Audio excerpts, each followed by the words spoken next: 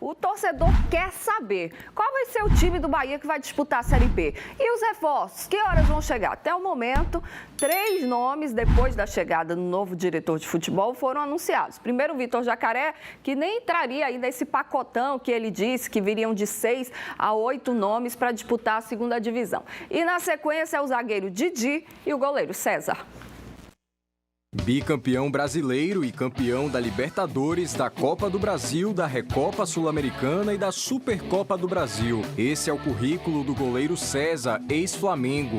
E apesar das conquistas, o novo reforço do esquadrão nunca foi protagonista na equipe carioca e aceitou a transferência para o Bahia mesmo na Série B, em busca de oportunidades. A Série B hoje é composta por times da elite, né, e bastante clubes que também almejam subir, né? Então eu sei do desafio, da responsabilidade que é. Tem como o Didi ou como outros jogadores que jogaram a Série A, então assim, sei que vai ser um campeonato disputado e a gente precisa estar com foco total na competição. Além dele, também foi apresentado o zagueiro Didi, que estava na Ferroviária e disputou a Série A do Brasileirão no ano passado pelo Juventude. A contratação do zagueiro pegou a torcida de surpresa, já que ele não estava sendo especulado no clube. Fora do radar do torcedor, Didi explicou qual é a sua maior qualidade dentro de campo. Tive 2 vezes, foi eleito o melhor passador do campeonato. É uma característica minha que eu venho desde que eu jogava no Audax com o Fernando Diniz. É um treinador que gosta de propor bastante o jogo. E depois de lá eu fui para a Turquia, fiquei 4 temporadas e essa eu acho que é a minha principal característica.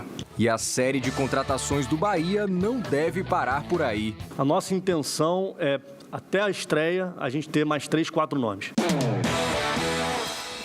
Vamos nessa, falar desses reforços aí. Eu tenho algumas preocupações em relação ao time do Bahia. Apesar de, na reta final do Campeonato Baiano, ter tido uma melhora, mas se você avaliar a qualidade dos adversários que o Bahia enfrentou, né, não é nada que encha de esperança. E é óbvio que o time tem carências em vários setores. Trouxe o Didi, que vai chegar para tentar brigar por posição. O César, que vai ser mais um goleiro, né? E ainda falta muito para esse time ser competitivo e fazer o que a diretoria e o próprio Guto sempre falaram desde o início da temporada. Nosso objetivo é o acesso. Para brigar pelo acesso, precisa de time, né? Você não vai brigar pelo acesso com uma equipe mediana. Precisa contratar. Então, o que trouxe até agora, para mim, Juliana, não é o suficiente. Olha, Ju, o que evidencia claramente é um erro de planejamento. Para chegar no Campeonato Brasileiro, iria agora que ter algumas poucas e pontuais contratações. Você já está com sua equipe montada, obviamente, com 2 competições que o Bahia seria o protagonista, né, decidindo o título, chegando às semifinais. Foi o inverso, decepção total. Então, esse elenco está reprovado, eles têm consciência disso. E o que é que acontece? Não se faz uma equipe de uma hora para outra, muito menos com o campeonato em andamento. Não tem recurso, estão trazendo jogadores que são incógnitas. O César, o que preocupa são as sucessivas contusões que ele teve, né? E nós já passamos, o Bahia já passou por isso com o Marcelo Cirino, então cria-se uma expectativa muito negativa em relação a isso. Eu sou prudente com relação às contratações, não seriam opções minhas, mas eu prefiro ver jogando para avaliar. Segundo, vão chegar, como ele disse, 3 mais 4 jogadores. O campeonato já está batendo a porta.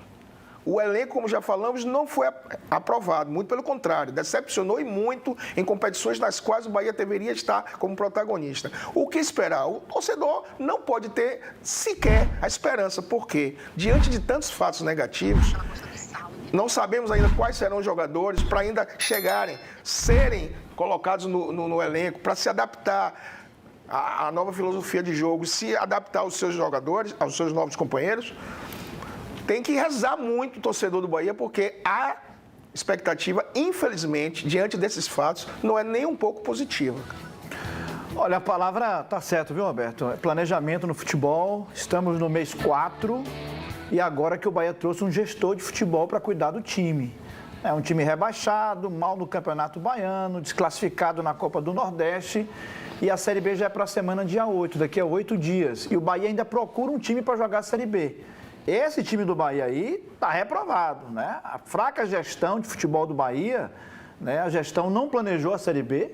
Não foi, Roberto? Não planejou, não houve planejamento, porque você entender que você vai brigar com esse time aí não dá. Aí esse é muito inocente. O que é que eles vão fazer agora? Vão começar a contratar jogadores baratos e vão trocar o pneu com o carro andando. É isso que eu estou vendo. Então, o Didi me parece um jogador que vai ser titular com o Luiz Otávio, até pela idade, pelos clubes que já atuou. E pelo que o Bahia tem no elenco também, né, Nilson? Parece que ele vai ter uma chance lá, vai ser uma zaga mais robusta, né, o Didi com o Luiz Otávio. Né? O goleiro César, a priori, não vai ser titular agora. Danilo Fernandes é o titular do time. Mas acho que sem problemas clínicos, em plena forma física, o César pode brigar por uma posição frente a frente com o Danilo. O Bahia já entende que o Matheus Teixeira não entregou esse ano, quando foi utilizado. O Matheus Claus é um goleiro que não empolga, a palavra é essa. Denis Júnior, muito jovem, ainda tem o garoto Gabriel. Eu acho assim, para a Série B de goleiros, eu acho que não precisa mais. Danilo Fernandes e o César... Também, né? Pelo amor de Deus. Ser 5 não significa qualidade. Não, se você bater no liquidificador, Nilson, sinceramente, você não tira nenhum. Mas o Danilo que você e o César, fale assim, dá para ajustar na Série B. Esse aí a gente confia. Porque, olha, na situação que o Bahia tá, o Danilo já mostrou que tem, né, suas qualidades. Sim. Mas, em alguns momentos, deixou a desejar também. Então, quando você traz um goleiro num elenco que você já tem 4 e você vai trazer mais um, né, já que você enxerga que precisa de mais um, você tem que trazer um que você fale assim, não, esse cara aqui hoje pode colocar que ele vai resolver. E não foi o que eles fizeram. Eu acho que eu entendo assim, o César veio para fazer uma sombra ao Danilo mais à frente dos que estão aí. Não é uma reserva de mercado que chama assim. Porque, Nilson, eles fizeram contratos com esses novos jogadores, apostaram nesses novos goleiros e eles não responderam positivamente. Não e você, entregaram. numa competição como essa, você tem que ter um elenco com jogadores no mesmo nível para suprir as ausências. O César, pelo menos, tem um currículo melhor, tem uma certa experiência, não tem um currículo que chame a atenção. Porém, passou no Flamengo, é um jogador cria do Flamengo. O que me preocupa, como já falei anteriormente, são as contusões. Será que não vamos ter um novo Marcelo Cirino? Espero que não. Além das contusões, né, eu, sinceramente, eu sou uma pessoa que eu torço para o sucesso dos outros.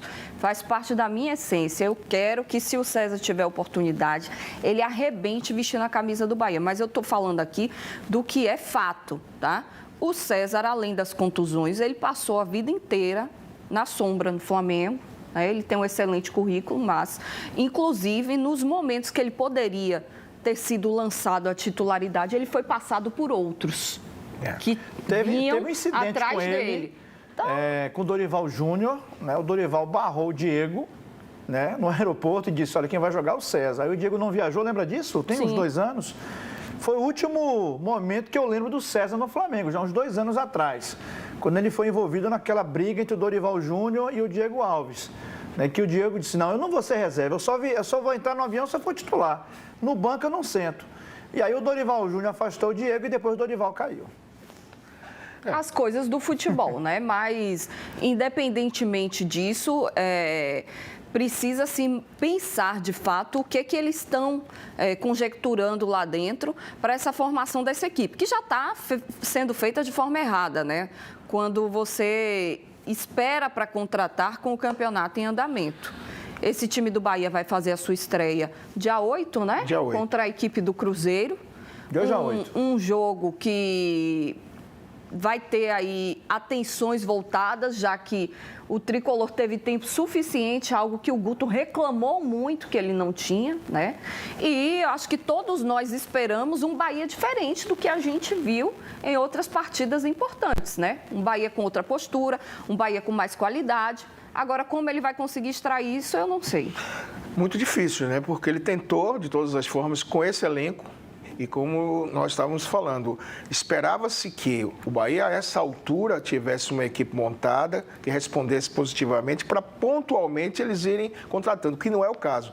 O exemplo prático, a lateral direita. Pô, aquilo ali é um absurdo.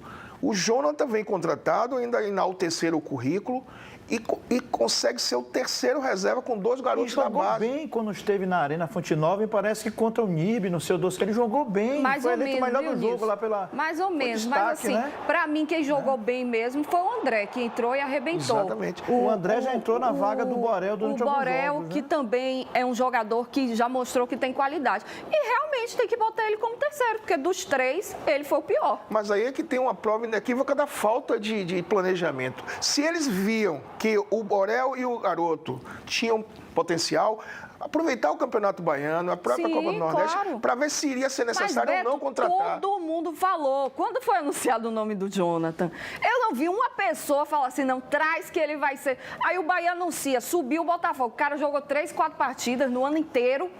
Depois disseram que ele jogou bem no Curitiba. No Curitiba já tem nem 2, 3 anos. o técnico tá lembrando que ele tem Jonathan no E elenco. outro detalhe, Ju, se você ia manter o Matheus Bahia, para que trazer mais 2 laterais esquerdos? Isso é realmente Mas aí eu evidencia acho falta que a de intenção era planejamento. vender o Matheus Bahia, entendeu? E não conseguiram. E, sinceramente, dos 3 aí, pra mim, o Luiz Henrique é o que tá melhor. Ah, sem dúvida. Para mim também tem tido um desempenho melhor. Mas agora é esperar para ver o que vai acontecer até essa estreia da Série B.